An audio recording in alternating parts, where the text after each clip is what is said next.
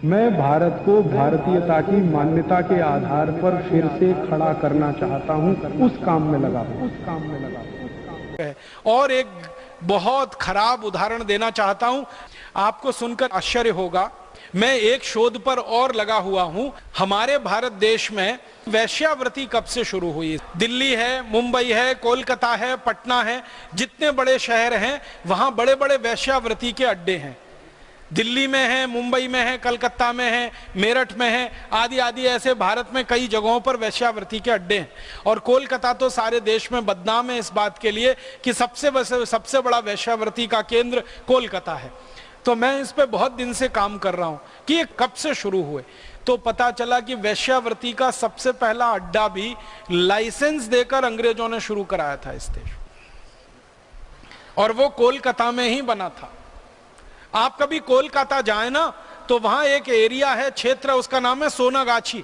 ये सोनागाछी एरिया में सबसे पहला वेश्यावृत्ति का केंद्र इसी बदमाश रॉबर्ट क्लाइव ने शुरू कराया था 1760 में। एक तरफ शराब का केंद्र शुरू कराया, दूसरी तरफ वेश्यावृत्ति का लाइसेंस देकर केंद्र शुरू कराया था। जब रॉबर्ट क्लाइव को ये बहुत सारे भारतवासियों ने कहा कि आप ये क्या कर रहे हैं, तो उसने कहा कि हमारी जरूरतें पूरी करने के लिए हमें कुछ तो करना है। और जरूरतें क्या हैं? अंग्रेज आते थे इस देश में तो अपने बीवी बच्चों को लेकर थोड़ी आते थे। जितने अंग्रेजों का इतिहास मैंने पढ़ा है, जाना है, समझा है, उसमें से लगभग 95% अंग्रेज इस देश में अकेले आए थे। उनकी बेटियां उनके साथ नहीं, उनकी पत्नियां उनके साथ नहीं, उनका परिवार उनके साथ नहीं, अकेले आते थे।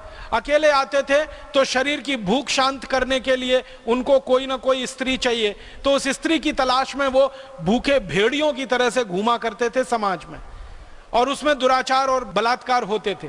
तो फिर कुछ अंग्रेज अधिकारियों ने कहा कि इसमें बहुत शिकायतें आती हैं।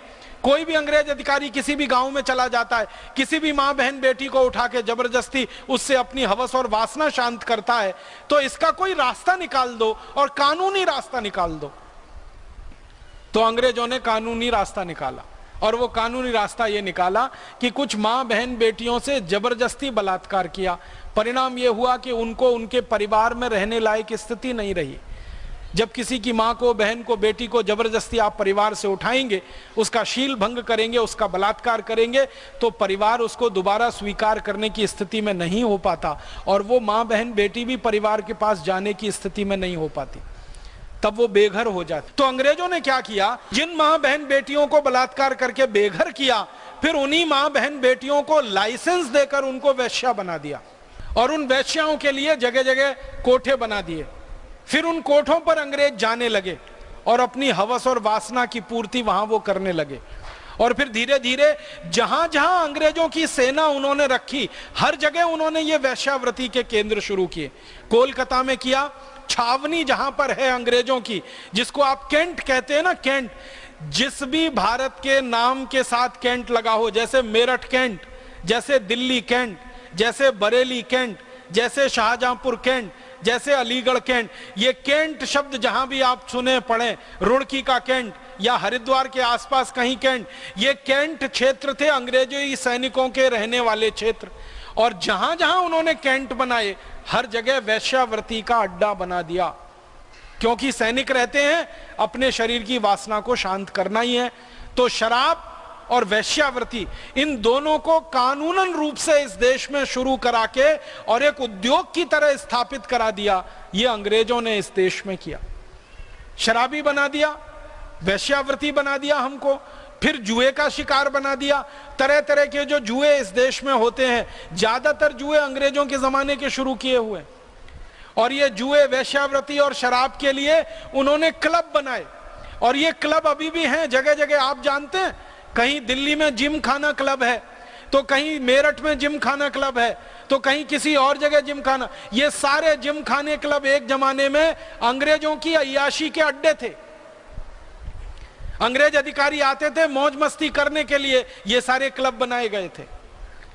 अब होना क्या चाहिए था, अंग्रेजों के जाने के बाद सबसे पहले इस देश में कानून बदल होना चाहिए था शराब का, फिर कानून बदल होना चाहिए था वेश्यावृत्ति का, फिर कानून बदल होना चाहिए था बलात्कार वाला, फिर कानून बदल होना चाहिए था गोहत्या का, फिर कानून बदल होना चाहिए था ये जो क्लब खोले गए अंग्रेजों के द्वारा अय्याशी के लिए। लेकिन काले अंग्रेजों ने एक भी ये कानून बदल नहीं किया, क्योंकि काले अंग्रेजों को भी उसी रास्ते पर चलना था जिस रास्ते पर चलकर गोरे अंग्रेजों ने इस देश को लूटा या बलात्कार का शिकार बनाया, अत्याचार का शिकार बनाया।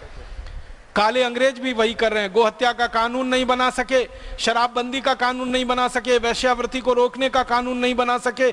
इस देश में अनाचार, पाप और अत्याचार के खिलाफ कुछ नहीं हो पाया आजादी के 63 साल। गोहत्या बंद करने के लिए गोहत्या निषेध का कानून बनना है। गांधी जी ये बार बार कहा करते थे। गांधी जी ने अपनी हत्या के 6 महीने पहले ये कहा था कि आजादी मिलते ही कलम की एक नोक से सबसे पहला कानून मैं बनवाऊंगा तो गोहत्या निषेध का कानून बनवाऊंगा। यह गांधी जी का वायदा था पूरे देश से, और आजादी मिलने के 6 महीने पहले का वायदा है। और यह वायदा किसी व्यक्तिगत बैठक में उन्होंने नहीं किया, भरी सभा में यह वायदा किया था और सारे देश के अखबारों में मुख पृष्ठ पर यह छपा था। और उस समय की कटिंग हमारे पास है।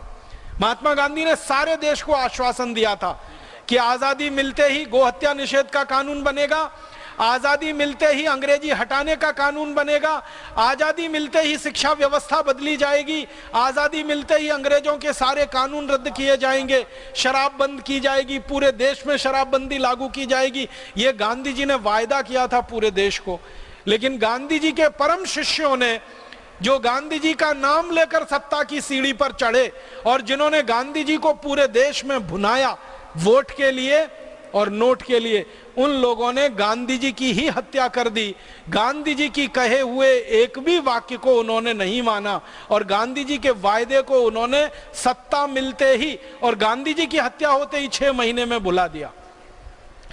मुझे तो कभी कभी ये कहने का मन करता है, हालांकि ये कहने लायक बात नहीं है, नाथूराम गॉडसे ने तो महात्मा गांधी के शरीर की हत्या की थी। महात्मा गांधी के परम शिष्यों ने सत्ता के लालच में महात्मा गांधी की आत्मा की हत्या की, उनकी भावना की हत्या की। उनकी कही हुई एक बात को उन्होंने नहीं माना, एक छोटी सी बात उन्होंने नहीं मानी। गांधी जी ने ऐसे तो सैकड़ों बातें कही हैं। उनकी जो पुस्तक है हिंद स्वराज, जिसको आज 100 वर्ष पूरे हुए हैं, महात्मा गांधी ने सन 1909 में हिंद स्वराज पुस्तक लिखी थी और उसमें भारत कैसा होना चाहिए, भारत की व्यवस्थाएं कैसी होनी चाहिए, बहुत बारीक और विशद वर्णन है उसमें। दोस्तों, सबसे पहले तो चैनल सब्सक्राइब करें, फिर लाइक, कमेंट और शेयर करें। और हाँ, हमारा एंड्रॉयड ऐप डाउनलोड करना ना भूलें।